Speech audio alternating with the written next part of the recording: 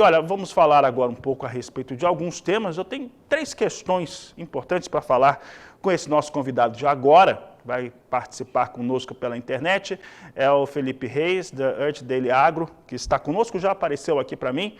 Felipe, 3 assuntos.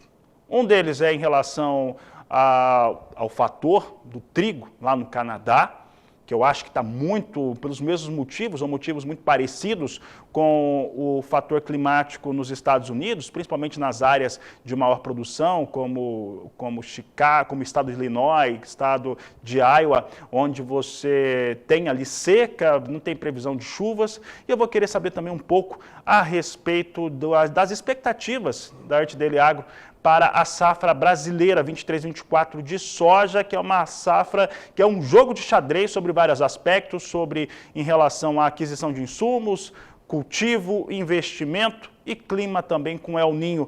Então, Felipe Reis, o que vocês esperam dessa nova safra brasileira que vai poder ser cultivada a partir do meio de setembro, final de setembro deste ano? Boa tarde. Boa tarde a todos. Bom, vamos lá. Primeiro vamos começar aí com o Canadá, onde nós temos uma seca muito intensa no país, principalmente nas províncias de Alberta, Saskatchewan e Manitoba.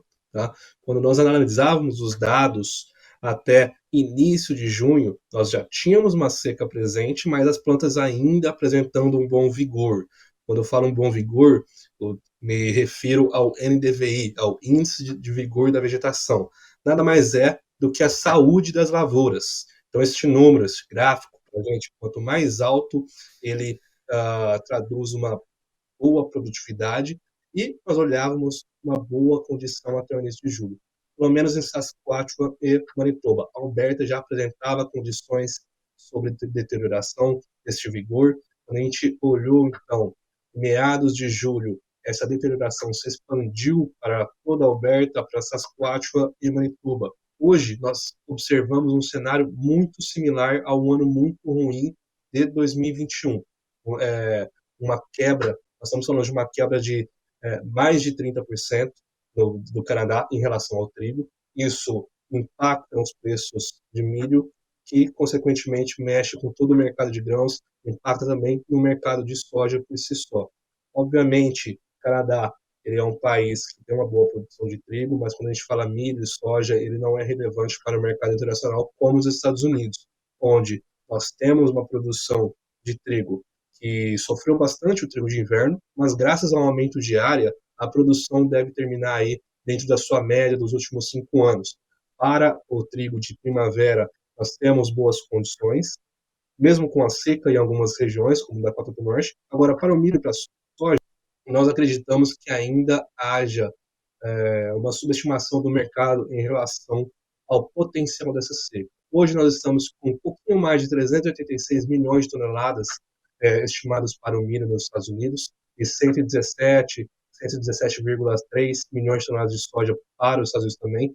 Mas, por exemplo, nosso viés é de baixa para as próximas semanas. Nós, quando olhamos o modelo europeu de previsão climática, ele aponta uma seca, baixa precipitação para todo o país, ou seja, já está seco, deve piorar ainda mais nas próximas semanas, e o fim de julho e agosto são de extremas importâncias para o milho e para a soja, muito mais para o milho, estava um pouquinho antes, mas caso este cenário se consolide, nós devemos observar as outras estimativas, o SDA, os outros analistas, revisando para baixo o seu número de milho de soja nos Estados Unidos. Potencial aí uma queda significante caso a seca ganhe intensidade nos Estados Unidos, o que não está descartado. Nós temos observado apenas algumas boas chuvas aí no início de julho. Fora isso, deu um alívio para as culturas, mas mais chuvas são necessárias, principalmente para o fim de julho, agosto. Caso isso não aconteça, a quebra pode vir pegar muita gente de surpresa. Nós sabemos que o mercado já está mexendo com isso, mas talvez esteja subestimando o tamanho dessa quebra. Tá? E quando a gente fala de Brasil, agora saindo um pouco da América do Norte, para os próximos meses, por enquanto nós não vemos nenhum problema. O El Niño trazendo temperaturas acima da média no inverno diminui a possibilidade de nós termos geadas agora para o milho safrinha. Não há expectativa de geadas na região, na zona do milho safrinha, ali no Paraná, Mato Grosso do Sul, o que é um cenário positivo. Pensando aí já para o próximo ano, milho e soja, esse El Niño deve manter temperaturas acima da média, certo? Ou seja, a evapotranspiração vai ser um pouquinho maior, e se as chuvas não retornarem dentro do período normal, pode ser que adie o plantio da soja, e isso pode jogar para frente o ciclo do milho safrinha consequentemente. Então, esse é o ponto de atenção para o Brasil. O quanto que pode ser adiado este plantio, início do plantio do milho de soja aqui no Brasil. Quando a gente olha os modelos climáticos para a precipitação de médio e longo prazo, para os próximos meses, para os próximos 3, 6 meses, a gente olha que vai ter uma seca, ou há uma possibilidade de seca ali no centro-oeste, tá? Mato Grosso do Sul, Mato Grosso, Goiás, Minas Gerais. Já na região sul, o El Niño pode trazer chuvas acima da média, tá? Principalmente já partindo aí para outubro, novembro, dezembro. Então, Rio Grande do Sul pode ser que não sofra com a baixa umidade do solo, tá? Então, diferente um pouquinho do centro-oeste, e a atenção fica realmente se será adiado ou não o plantio da soja no Brasil para o próximo ciclo. Tá certo, Felipe Reis, eu agradeço sua participação.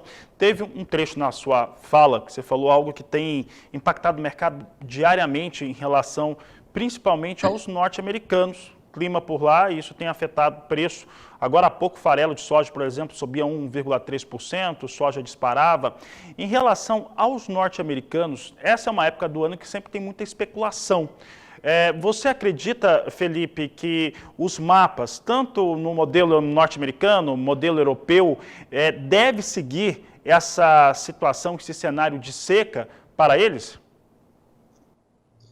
Hoje, na verdade não hoje, este ciclo nós temos enfrentado muitas incertezas quanto ao que vai acontecer mesmo no futuro próximo. Em junho e julho, nós temos registrado muitas divergências entre as previsões dos modelos europeus e modelos americanos. Isso continua para os próximos dias. Tá? Em julho, aconteceu do modelo americano ter mais precisão, ou seja, ele apontava mais chuvas do que o modelo europeu, que apontava uma seca por todo julho. Nós sabemos que isso não aconteceu. Tivemos boas chuvas em alguns períodos do mês. E agora, para os próximos 10 dias, o modelo americano está apontando aí chuvas 50%, 70% acima da média para boa parte ali do cinturão do milho, do Corn Belt, principalmente regiões que precisam de chuvas. São elas o norte de Iowa, Minnesota, parte das Dakotas, Nebraska, tá? O norte de Illinois. Então, esse é um cenário um pouco diferente do modelo europeu.